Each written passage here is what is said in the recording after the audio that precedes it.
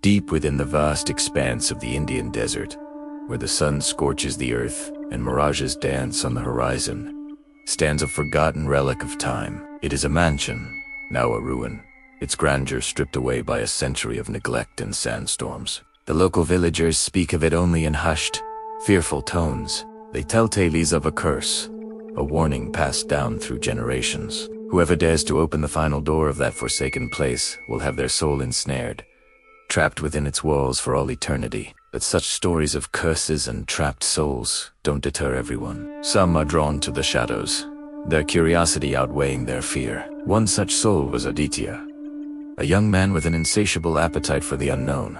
Carrying a worn leather camera bag slung over his shoulder, he wasn't driven by a desire to prove the legends wrong, but by the siren call of mystery that the mansion sang. He had to see for himself what secrets were hidden behind its decaying facade. His hand, steady despite the chilling tales, pushed against the massive, rust-eaten gate. It groaned in protest, a sound like a tortured moan that hadn't been heard in decades, as it reluctantly swung inward. The moment he stepped inside, an oppressive silence fell upon him, so absolute it felt like a physical weight. The bustling sounds of the desert vanished, swallowed by the mansion's gaping maw. Now, the only sound was the soft crunch of his own footsteps on the dust and sand-covered floor. He switched on his flashlight, its powerful beam a solitary spear of light slicing through a century of accumulated darkness. The light revealed a corridor that seemed to stretch on unnaturally, its vanishing point lost in the gloom. As his light danced across the walls,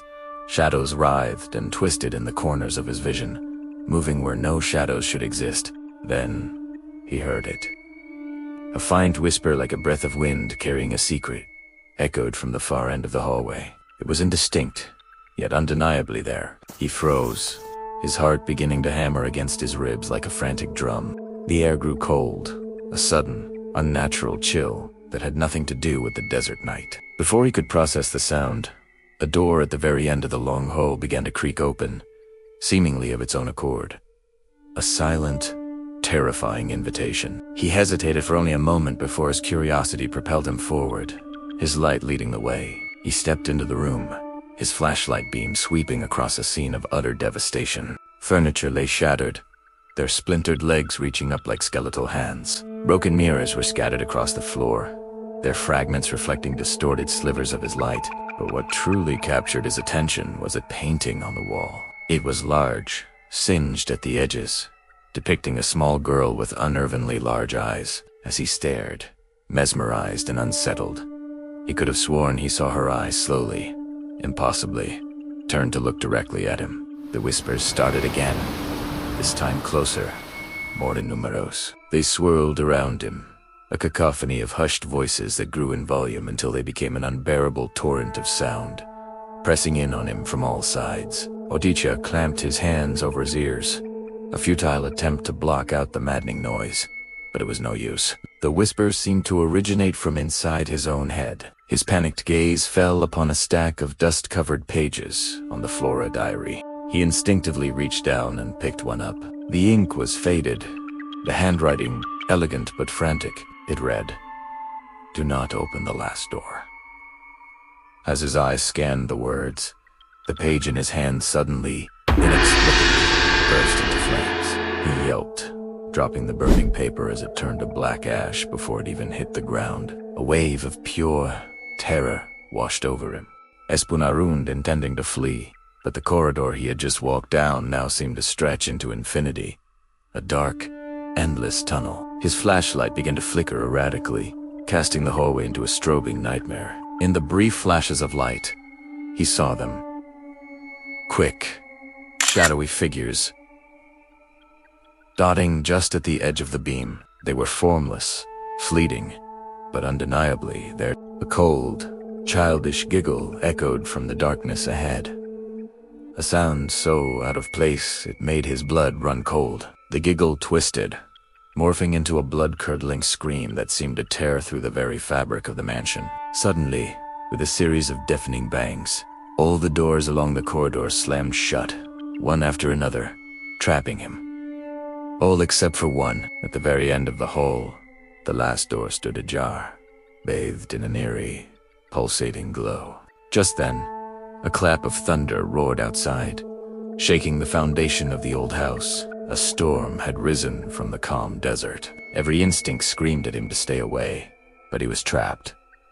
There was nowhere else to go. Trembling, his body slick with cold sweat, Aditya took a hesitant step forward, and then another, drawn towards the glowing door like a moth to a flame. He reached out a shaky hand and touched the wood. It was unnaturally cold. The door creaked open wider, revealing not another room, but a perfect, silent, black void. An abyss that seemed to absorb all light and sound. His flashlight beam, which had seemed so powerful just moments ago, simply vanished into the nothingness. A chilling wind rushed out from the void, a gale of icy air that threatened to tear him from his feet. He grabbed the doorframe, knuckles white, struggling to hold his ground. Deep within that impenetrable darkness, something flickered. A faint, ghostly light. It was a mirror, cracked and ancient, hanging in the void. And in it, he saw his own reflection. It stared back at him. But something was horribly wrong. The reflection was smiling, a wide, predatory grin. Even though Aditya's face was a mask of pure terror, fear, cold and absolute, froze him in place. He couldn't move, couldn't breathe.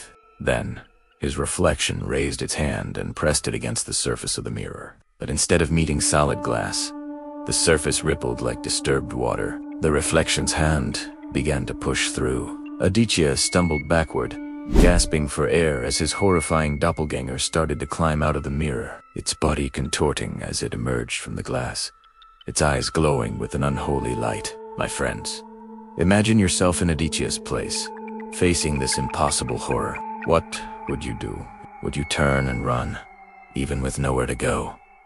Or would you step further inside, into the void itself? Let me know your choice in the comments. And if you want to find out what happens next, don't forget to subscribe. Just as Aditya tried to scramble away, the reflection lunged, its impossibly long arms shooting out and grabbing his wrist in an iron grip. A scream tore from Aditya's throat, but it was swallowed whole by the silent void. The last door slammed shut behind him with a final, echoing boom. And then, once again, absolute silence descended upon the haunted mansion. Outside, the desert wind howled a mournful song across the dunes, and on the dark wood of the final door, new words began to glow faintly in the darkness. A fresh inscription added to the legend. Next, who? Subscribe now to DKR Mystica, and join us as we uncover more hidden stories from the shadows.